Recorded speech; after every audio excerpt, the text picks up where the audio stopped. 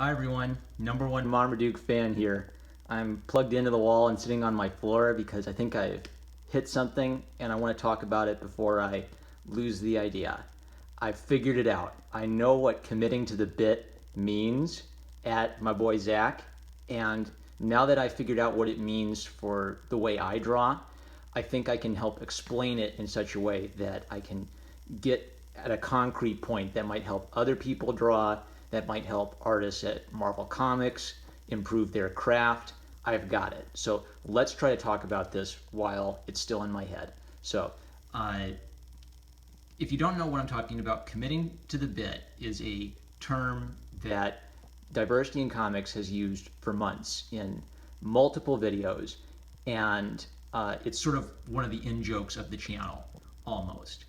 And the connection I've made is how that applies to my own art and what committing to the bit might mean depending on what you're talking about, and the pros and cons of committing to the bit. So this is sort of a semi-response to this video. Marvel Comics sell like indie comics because they look like indie comics, published October 4th. And Zach meant that to be kind of just sort of a loose video he made during lunch expressing a few quick ideas, and that and reading a few really bad comic books prompted this. So let's get to the bottom of this. So what is meant by committing to the bit? Well, the problem is Zach's used it to mean a few different things. The first might be story. So if we're talking about a Shaggy Dog story, Zach might say, Dan Slott commits to the bit of Dr. Octopus being in Spider-Man's brain. That's interesting, but I'm not really talking about that today because I'm more interested in talking about an artistic question. Excuse me, that was not fake. Number two, I think Zach uses the term committing to the bit to talk about two things which are very related but slightly distinct: style and technique. So what is the difference between style and technique and committing to the bit? Well, I want to use a certain Squirrel Girl artist who shall not be named as my example. So when Zach talks about committing to the bit in style, I think he's talking about this sort of uncanny valley between a drawing that is not entirely cartoony and not entirely realistic, or doesn't entirely fit within the genre of Marvel Comics, because it's floating between two possible worlds. And the result is it looks kind of awkward and unusual. So let's figure out what the two styles are. So in one direction, if you want to commit to the bit, you could go into the cartoony direction. And the other thing you could do if you wanted to commit to the bit is push yourself in a more realistic direction. This is style. The style is separate from technique, because a cartoony artist could be technically excellent. A realistic artist could be technically excellent, but the styles are still distinct from one another. So what might committing to the bit look like? What might be a pro of committing to the bit? Well, if you are an artist who's struggling, maybe I need to talk about myself, because part of this is I figured out what's wrong with my own drawing, really. So I've drawn in a cartoony style for years. I love cartoons. I love the expressiveness of cartoons. I love the energy of cartoons. And I've also drawn in a realistic style for years, where I'm looking at form and details and the shape of the human body, its contours, its three-dimensionality. And when I've drawn comics, I've always had this frustrating middle ground where I feel like, well, I can cartoon and I can draw realistically, but then I'll look at my own art and I'll see flaws, or it'll seem unappeasing, and I'm not really sure how to nail down what the problem is. And the problem is an unharmonious blend of these two styles, where they're not gelling with one another. So if you are having this kind of a struggle, a pro of committing to the bit would be you would move away from this sort of uncanny valley of it's not really a good cartoon, it's not really a good realistic drawing, and push yourself in one direction or the other. The problem is, if you're committing to the bit, you're committing and potentially losing another dimension. So if you're really committing to being as cartoony as possible, you might lose in being able to draw realistically. If you commit to being as realistic as possible, you might lose in being able to get some of that fun energy of the cartoon. So I think this is where the subtle distinction between style and technique comes in. Because I have for a long time advocated, when talking about art history and something that's kind of outside of comic art but more general art, for using more than one kind of technique, for embracing lots of different ways of making work. So I need a new drawing to explain this. So let's take the Impressionists, for example, and the Renaissance artists. All right? So the Renaissance artists are thinking about drawing in perspective in a very scientific way. So you have your vanishing points and you measure everything out, and they could go on forever doing this, figuring out every single step of every cathedral in mathematically in proportion to one another, and using perspective essentially as a scientific law. An Impressionist might have a very different way of thinking about how to draw scenery. They might go sit outside by a river, and then they kind of quickly, almost doodle the river, and then they grab a whole bunch of paint and they doodle some trees, and they feel the drawing out rather than figure the drawing out like a math problem. So kind of loose and expressive landscape versus mathematical and refined landscape. And you can see the benefits for doing both kinds of these. What are the benefits of both kinds of these drawings? Well, say you're drawing a Spider-Man scene and Spider-Man's swinging from building to building. How are you going to draw a shot of you, from a 30-story perspective? You can't go sit in midair and quickly sketch out what it looks like to be 30 stories above the ground in New York. You need to have enough of an understanding of perspective that you can construct a scene like that.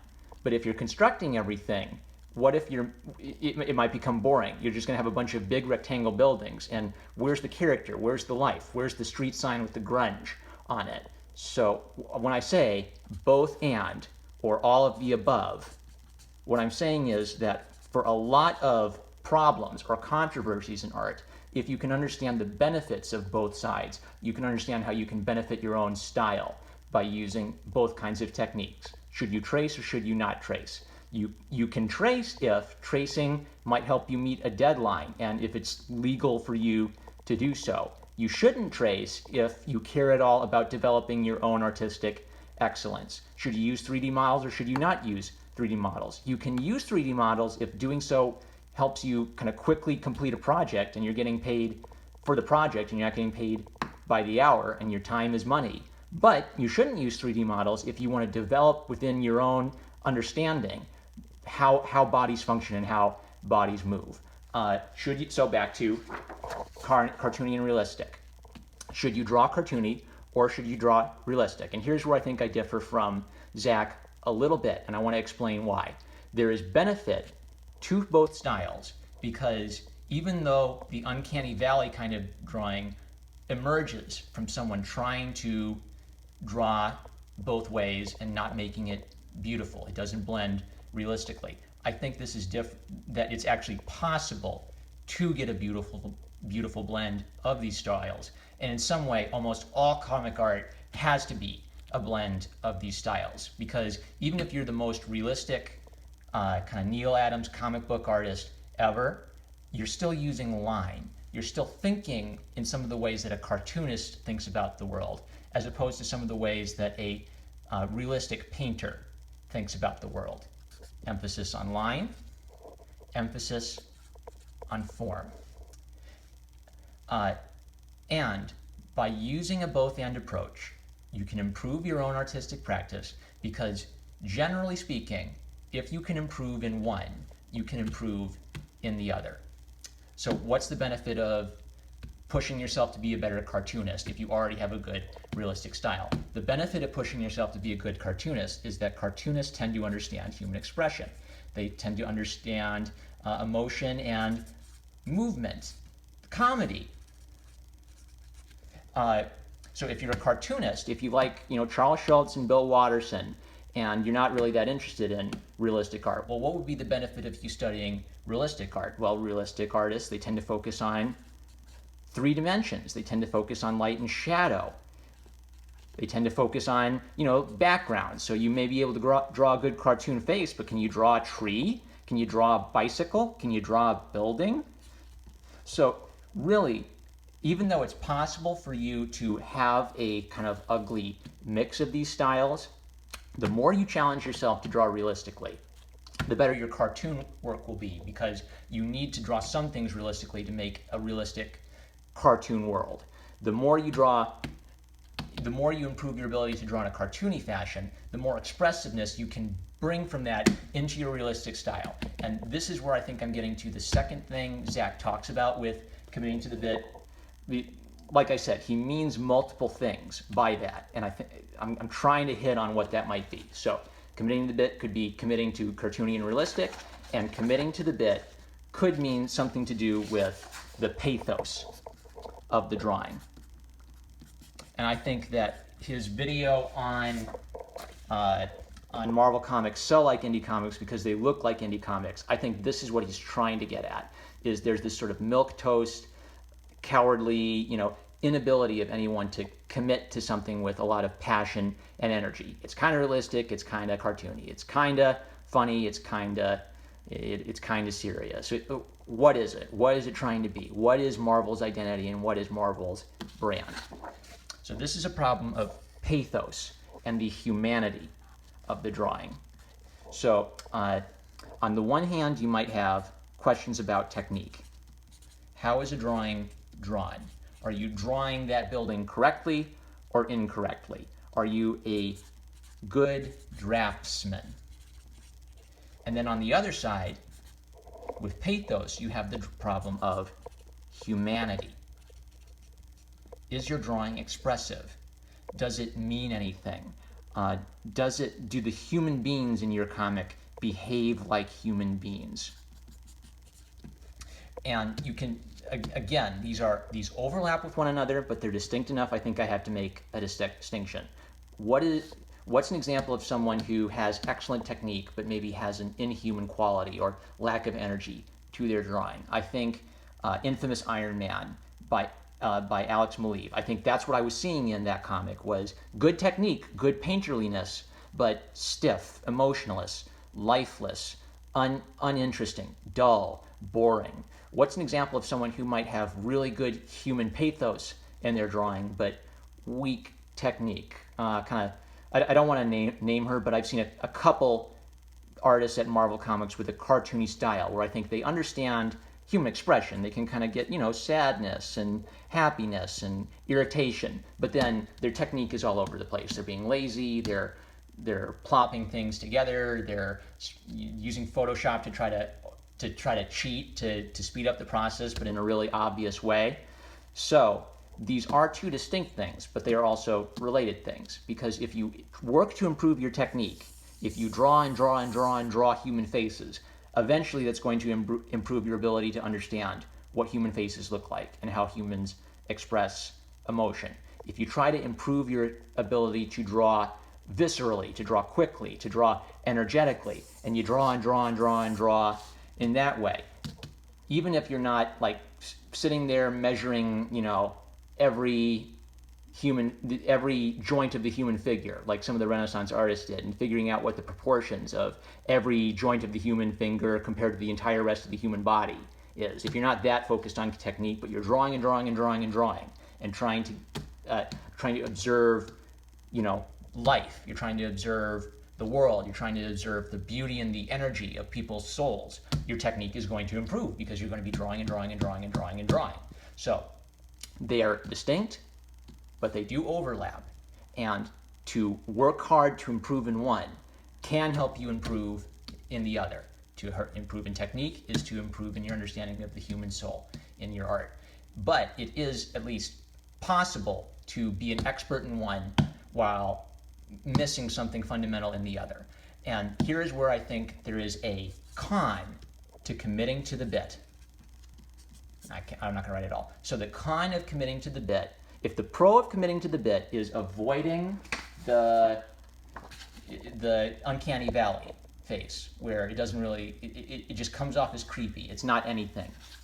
If that's the pro to committing to the bit, the con of committing to the bit is stagnation, of improving yourself in one area, but not improving yourself generally enough that you can blend these different aspects together. So if you commit to the bit of technique, of being a draftsman, of drawing everything perfectly with good detail, with lots of careful attention to form and proportion and composition, you will make some very good work.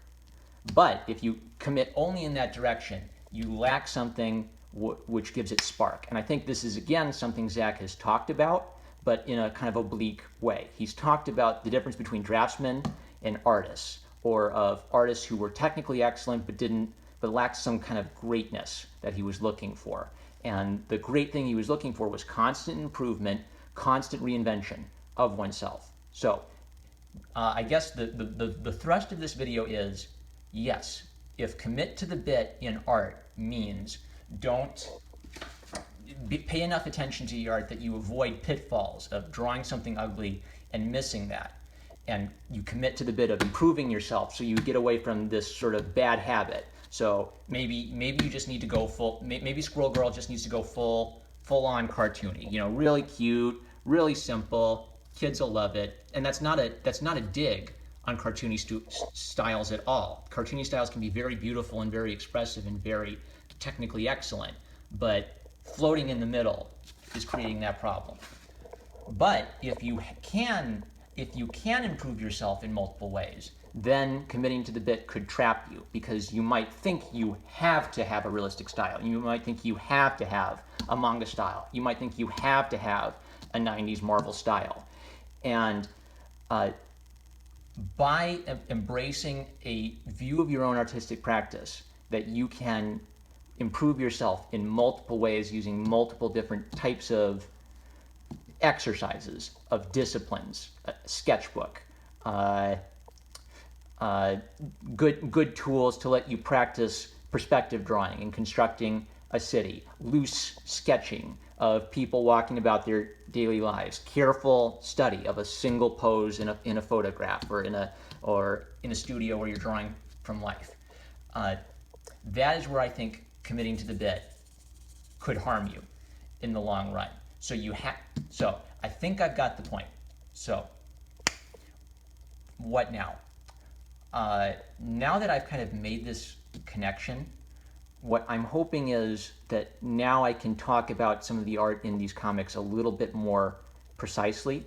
And when I say that I want to not roast comics, but provide constructive critiques of comics, what I'm hoping is that when I point out something bad, I'll be able to identify for myself, and for some of those of you who are watching me and kind of joining me on this weird little journey of mine, I'm hoping that I could encourage you to do more art, or even just try to do art for the first time, or to see within your own art something that you may have been missing. Because it's easy to beat up on yourself, it's easy to hammer yourself. The hard part is seeing what's good, seeing what you have to improve, and then committing the time to build yourself as an artist until you're able to accomplish that. So this wasn't as precise as I was hoping it was going to be. I've been a little vague and a little all over the place, but I guess the general point is that yes, commit to the bit, but not if committing to the bit robs you of doing something fresh with your style. I'm #1 Marmaduke fan. Look forward to catching you later.